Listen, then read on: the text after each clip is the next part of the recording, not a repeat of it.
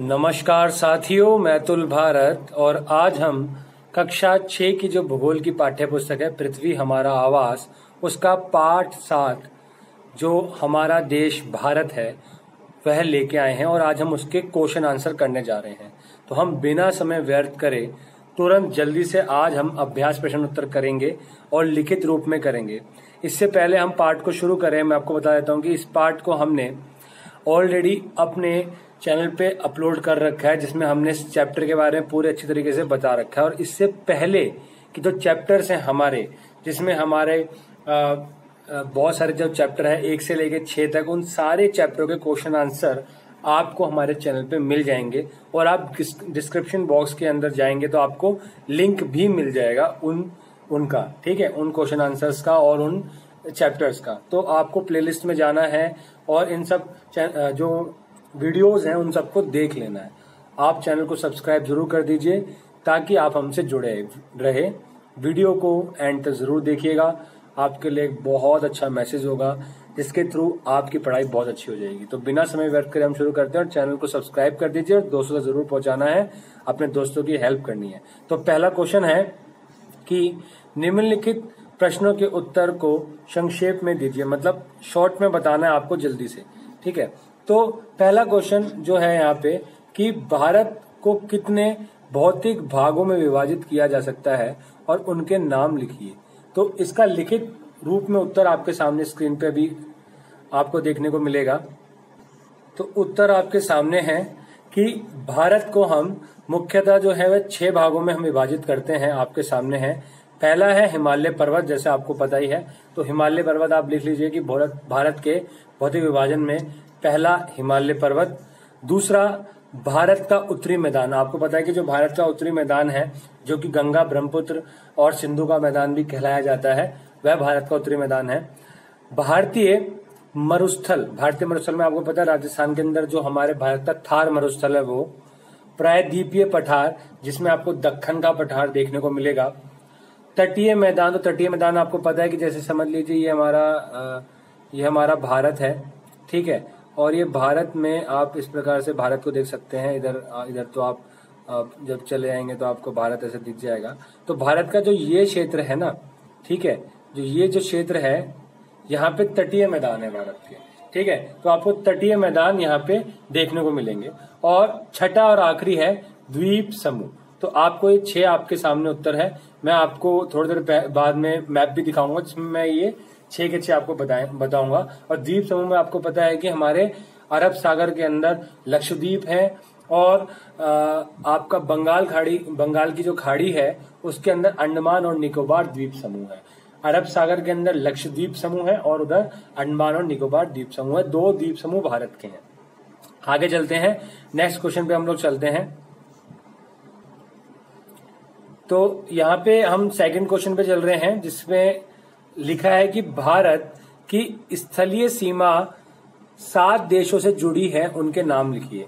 तो भारत की जो 7, तो साथियों भारत की जो स्थल सीमा है, स्थल सीमा का अर्थ होता है जो जमीनी सीमा है या हमारे जो बॉर्डर हैं वह किन किन देशों से लगते हैं। तो 7 देशों से लगते हैं, प्रश्न में पता लग गया। और इसका उत्तर है कि उत्तर पश्चिम में, मतलब भारत के जो नॉर्थ वेस्ट में हम अफगानिस्तान हम अफगानिस्तान से सीमा साझा करते हैं और पाकिस्तान से सीमा साझा करते हैं। तो आप ये लिख सकते हैं अफगानिस्तान और पाकिस्तान।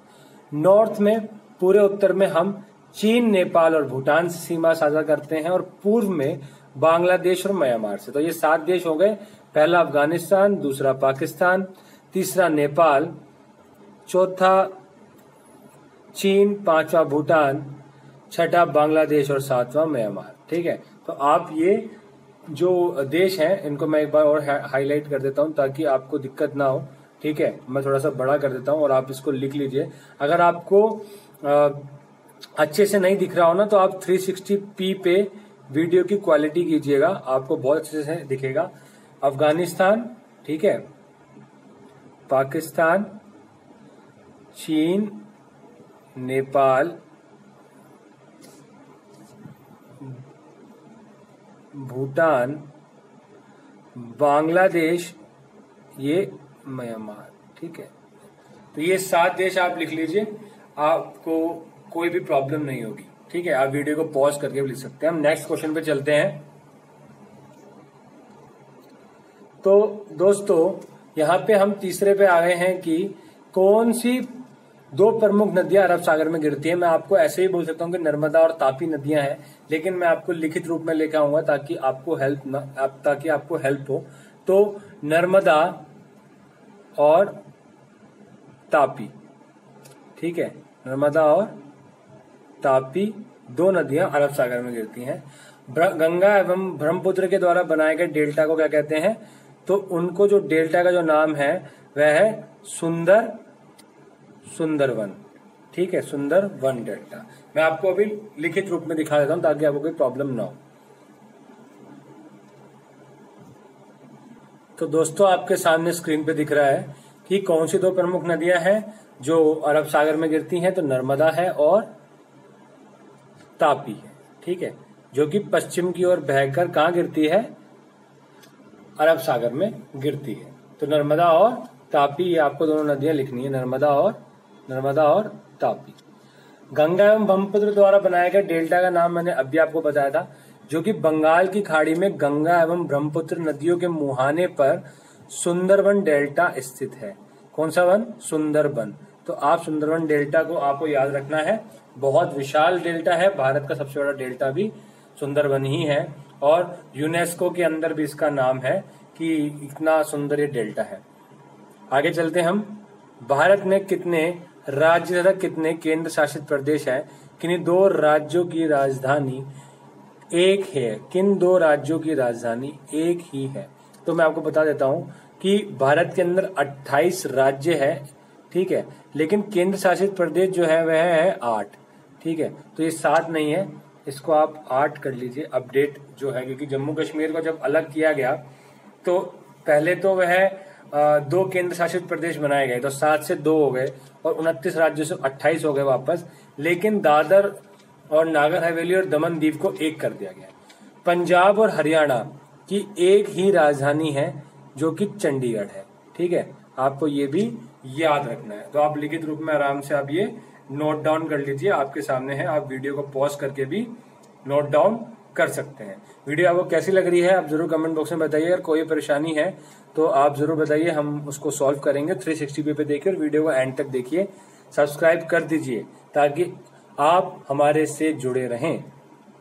तो प्रश्न जो 6 है और प्रश्न 7 आप दोनों देख लीजिए। उत्तरी मैदान में अधिक जनसंख्या में निवास करती है, क्यों? उत्तरी मैदानों में क्यों ज्यादा जनसंख्या निवास करती है? क्या पता हमारे से जो वीडियो देख रहे हैं वो लोग भी सब उत्तरी मैदानों में रहने वाले हो, जैसे उत्तर प्रदेश में, आपका हरियाणा में, बिहार में, झारखंड में। लक्षद्वीप को प्रवाल द्वीप क्यों कहा जाता है? इन दोनों के प्रश्न आपके सामने जो उसके उत्तर हैं वो लिखित रूप में आपके सामने मैं दिखा रहा हूं। तो उत्तर आपके सामने है कि जो उत्तरी मैदान में सिंधु नदी, गंगा नदी, ब्रह्मपुत्र नदी तथा इनकी जो सहायक नदियों के द्वारा लाए गए जलोढ़ निक्षेपों से बने हैं। तो जो उत्तरी मैदान है वह इनके जलोढ़ निक्षेप जो ये पर्वतों से अपने साथ गाद मिट्टी लेके आती है उससे बने हैं। ये मैदान कृषि के लिए उपजाऊ भूमि प्रदान करते हैं। यही कारण है कि मैदानों में जनसंख्या अधिक होती है, क्योंकि देखिए जहां पर ज्यादा क्या कहते हैं अच्छी भूमि होगी वहां पे अच्छी खेती होगी, और अच्छी खेती होगी तो वहां पे अच्छी फसल होगी। तो लोगों को अपने खाने के लिए भी मिलेगी फसल और बेचने के लिए भी मिलेगी, व्यापार के लिए भी मिलेगी। इसलिए मैदानों के अंदर लोग ज्यादा रहते हैं। वहां पे जीवन भी इतना कठिन नहीं होता है क्योंकि मैदान होते हैं। तो ज्यादा आप देखोगे कि पहाड़ों पे बहुत ज्यादा ठंड होती है, मरुस्थल में बहुत ज्यादा गर्मी होती है, बट मैदानों में ठंडी और गर्म मौसम ज्यादा वो नहीं होता है, मतलब बहुत ज्यादा आपको तकलीफ नहीं होगी, बहुत ज्यादा गर्मी नहीं होती और बहुत ज्यादा ठंड नहीं होती, तो रहने के लिए भी अनुकूल होता है। और मुख्यतः यही कारण है कि जो मैदान होते हैं, भारत के जो उत्तरी मैदान है वहां पर जलोढ़ मिट्टी आती है गंगा ब्रह्मपुत्र नदी के द्वारा, और उन नदियों के कारण ही वहां पर उपजाऊ मैदान जो है वह निर्मित होते हैं। ठीक है, लक्षद्वीप को प्रवाल द्वीप क्यों कहा जाता है? अब देखिए प्रवाल क्या होते हैं। प्रवाल जो होते हैं ना, प्रवाल होते हैं जो पॉलिप होते हैं, जब वो मर जाते हैं तो उनके कंकाल से जैसे जैसे वो बनते रहते हैं और एक दूसरे के ऊपर बनते बनते बनते वो मरते जाते हैं तो कठोर हो जाते हैं, और उनसे जो द्वीप बन जाता है, जो समुद्र के अंदर जो आकृति होती है बड़ी सी, उसको पॉलिप या उसको प्रवाल द्वीप कहते हैं। ठीक है, तो कोरल आइलैंड्स है वो। ठीक है, तो उसमें क्या है कि लक्षद्वीप समूह छोटे छोटे समुद्री जंतुओं के कंकाल पर बना है, जिसे क्या कहते हैं, पॉलिप कहते हैं।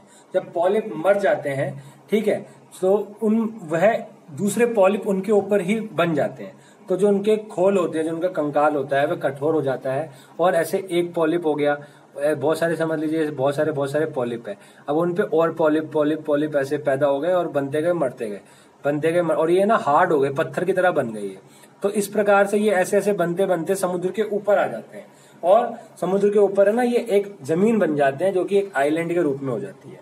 ठीक है, एक द्वीप समूह के रूप में हो जाती है, तो लोग अब उस पर रहने लग जाते हैं। तो जो हमारे भारत का लक्षद्वीप समूह है ना, वह प्रवालों से ही बना है, वो इन्हीं पॉलिप से बना है, और उनपे हम ऐसे रहते हैं। ये नहीं कि वो अपने आप नहीं बन गया था कि भैया वो उस पर जो जमीन है रेत है, नहीं, वो इन पॉलिपों से बना हुआ है।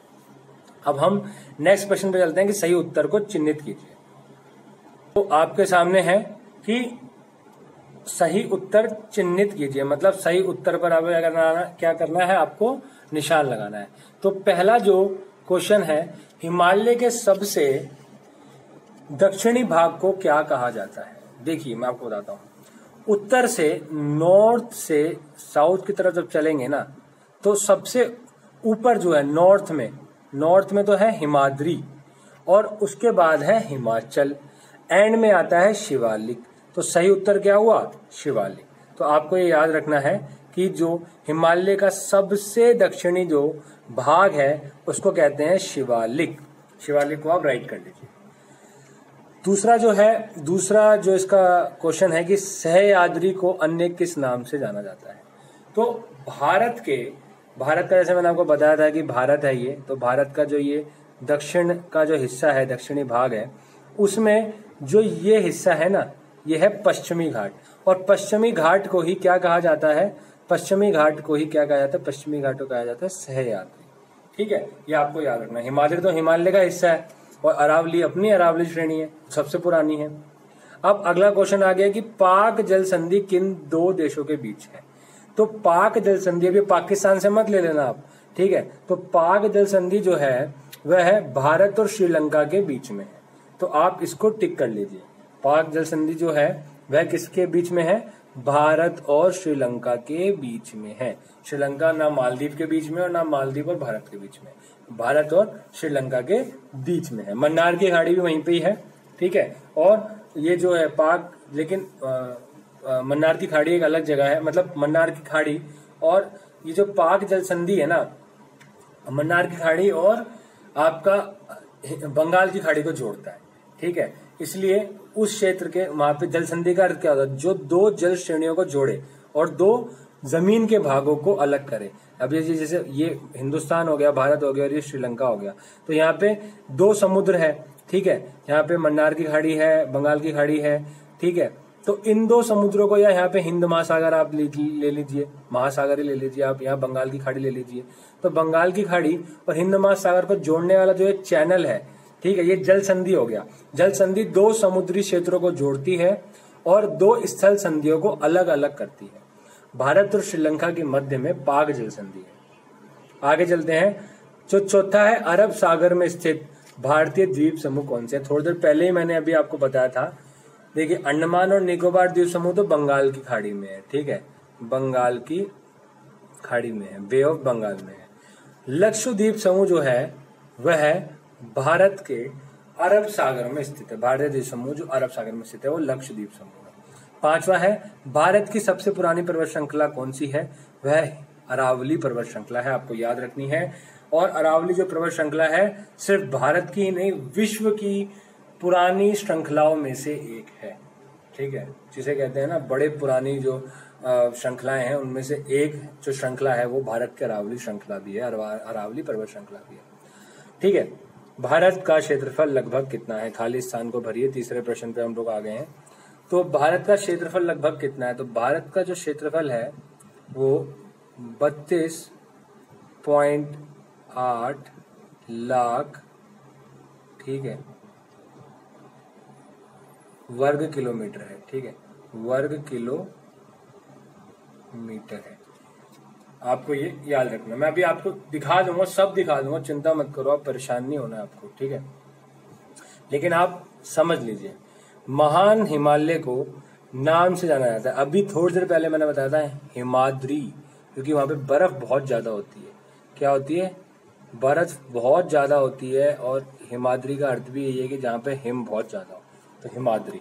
ये मैं आपको दिखा दूंगा, चिंता मत करो आप, ठीक है।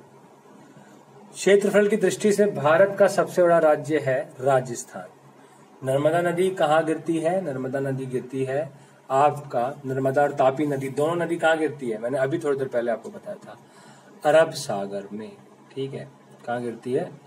अरब सागर में। आज थोड़ा पेन हमारा जो है वह सही से इस्तेमाल नहीं हो पा रहा है, तो दिक्कत हो रही है। अरब सागर में डैश भारत के मध्य लगभग मध्य भाग से होकर गुजरने वाली जो है वह अक्षांश रेखा है। तो कर्क रेखा आपको पता है भारत के मध्य से निकलती है, 8 राज्यों से निकलती है, और 23.5 डिग्री उत्तरी अक्षांश उसका जो डिग्री है, ठीक है, जो उसका अक्षांश है वो 23.5 डिग्री उत्तर है। तो मैं ये आपके सामने लिखित रूप में दिखा देता हूं ताकि आपको कोई भी दिक्कत ना हो। और मैं ये जो सारी चीजें ना, मैं आपको चैप्टर में भी दिखाने वाला हूं, तो आपको परेशान बिल्कुल भी नहीं होना है। भारत का क्षेत्रफल दोस्तों, आप लोग इसे ना ऐसे लिख लीजिए ताकि आपको कोई प्रॉब्लम ना हो, कि जो भारत का क्षेत्रफल है, पहला जो था वह है 32.8 लाख वर्ग किलोमीटर, ठीक है, मतलब 32,80,000 किलोमीटर है, आप ऐसे भी लिख सकते हैं।